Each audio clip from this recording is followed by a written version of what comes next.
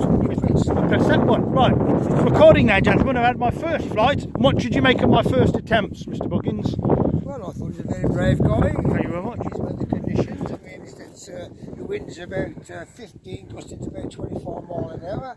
And he had his first flight, and he did exceptionally well. Yeah, I even did some aerobatics.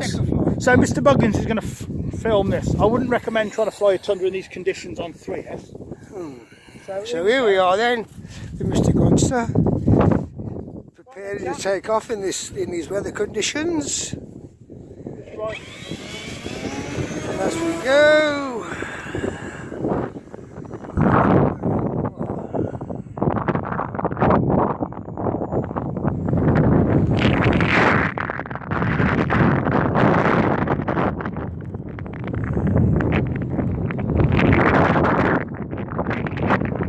The wind now is really 25 miles an hour plus. Banks round back into wind again. You can see how very stable he's flying his Tundra. Showing what an expert flyer he is. You can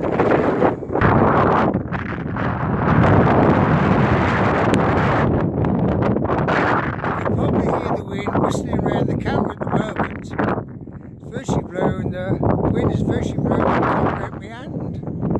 There again, the Tundra. I'm sort of flying over the pitch, gentlemen, because it's keeping me out of the sun.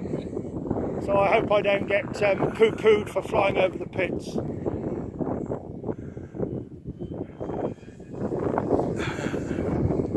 But I would say it's pretty much perfect conditions for a T-bird. There it is, very stable in the air. Look at that.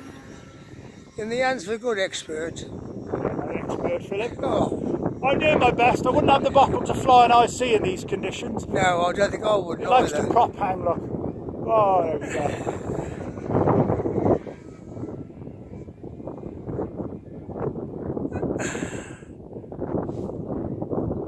Let's see where she's going.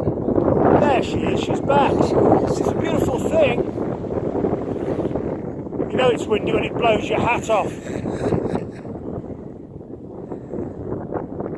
Yes, I had 6.5 minutes in these conditions on a 4,000 mAh battery. When I landed, I had 45% left.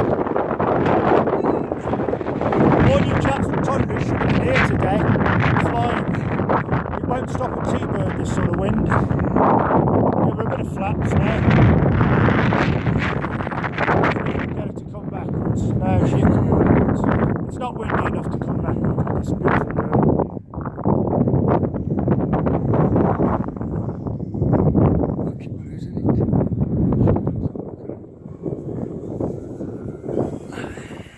The landing is a little tricky because it's a bit gusty.